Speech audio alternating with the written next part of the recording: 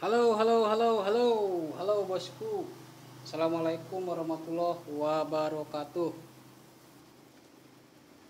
Sebelum ke video, sebelum ke perawatan, kita ngopi dulu. Wis, ternyata YouTube saya sudah ada iklannya.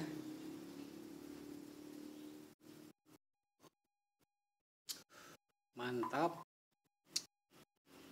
Oke, lanjut saja ke videonya, bos. Yang akan saya bincangkan atau akan saya bahas di video ini tentang si ini, bos. Si bonsai kelapa. Maaf, ini bukan bonsai. Si bahan bonsai kelapa terkecil yang saya punya. Jadi ini bisa dilihat, bos. Bentar. Nah, si pohon ini ukurannya sangat kecil. Sudah ditumbuhi tanaman liar juga. Oke, sekarang saya bandingkan dulu ukuran daunnya dengan sebungkus ternyata ada iklan lagi, dengan sebungkus rokok ini. Oke. Nah, bisa dilihat atau keseluruhannya lah.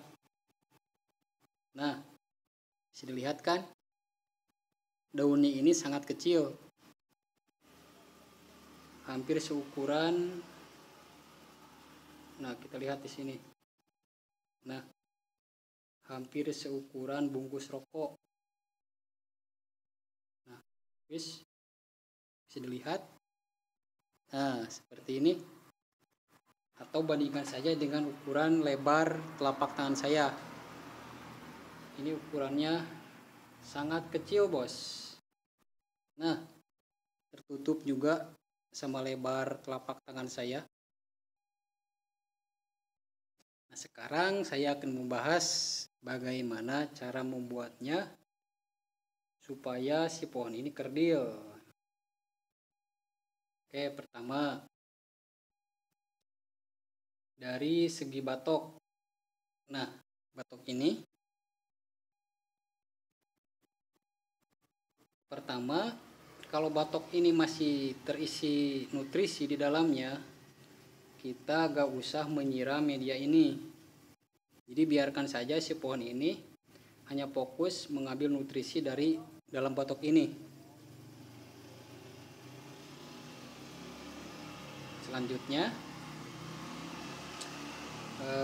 dari segi penyiraman, sudah saya bilang tadi ya, kita gak usah lagi menyiramnya kalau si batok ini masih ada nutrisinya. Jadi biarkan saja si pohon ini hanya mengambil nutrisi dari sini. Nah, terus kalau misalkan si batok ini sudah tidak ada nutrisinya, hampir habis lah. Dalam penyiramannya kita tidak boleh sering-sering lah. Cukup satu kali dalam 2 hari sekali lah. 2 hari sekali penyiraman. Tujuannya untuk menekan si pertumbuhan bonsai ini, bahan bonsai ini. Kalau dibilang menyiksa, kita sih memang menyiksa pertumbuhannya. Tetapi kan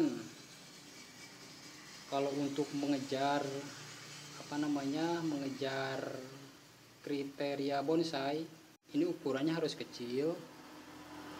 Maka kita harus mengaturnya dari segi perawatannya.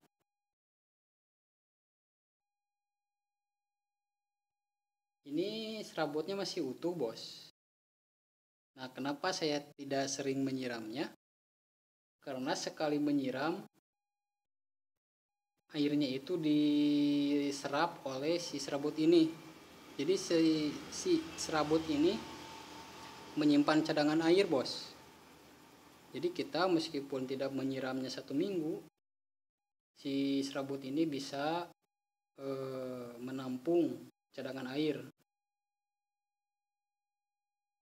Nah, sekarang saya akan membuang salah satu daun, salah satu pelepah yang sudah mulai kering. Nah ini bos, bisa dilihat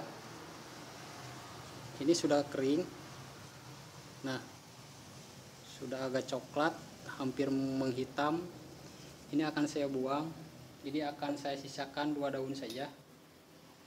Tetapi ingat, tetap kita harus menyisakan pelepahnya itu kurang lebih 2-3 sentian saja, seperti ini saja ya, atau bisa lebih, 5 cm lebih bagus. Nah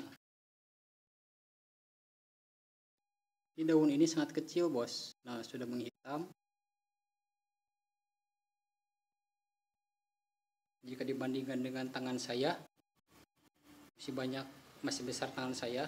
Nah jadi ini sudah kerdil bos, untuk masuk ke kriteria bonsai. Oke, sekarang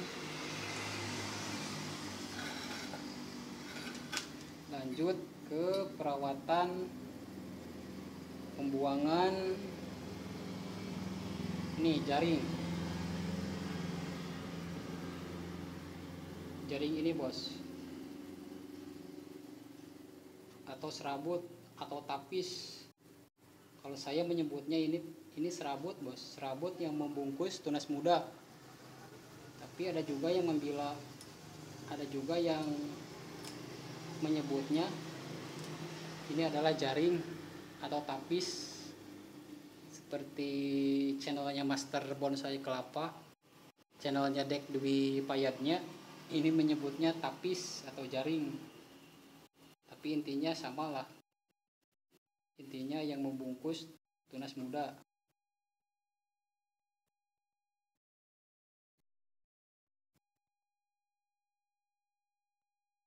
Nah seperti ini bos.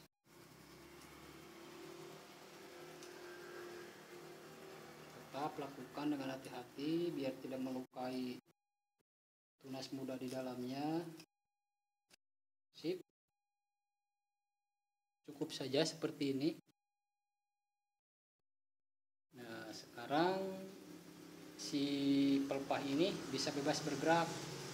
Nah karena sudah tidak ada lagi yang mengikatnya di sini. Nah sudah, biarkan saja seperti ini. Boleh kita pendekin lagi.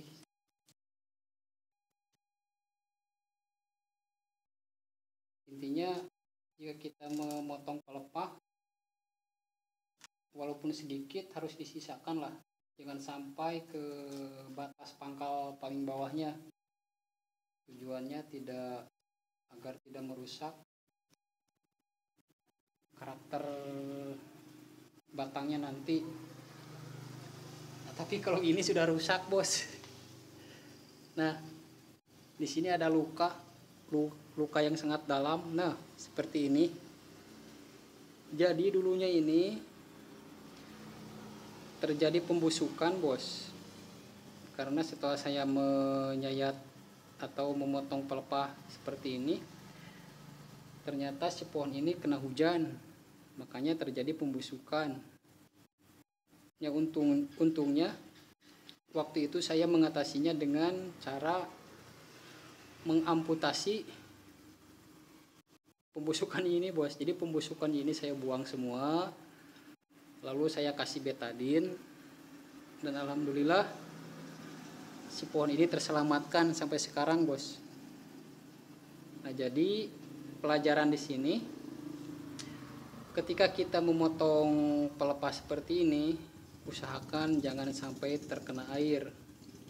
Karena apa? Karena jika terkena air, sengaja apapun tidak disengaja, air ini akan merembes ke dalam pelepah ini, lalu lanjut ke batangnya bos.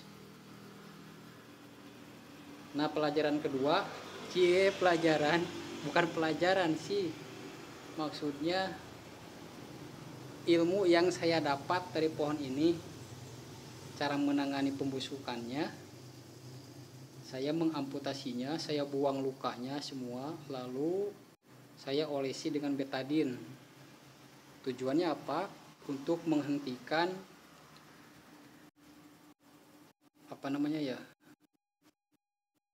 jadi semacam getah lah.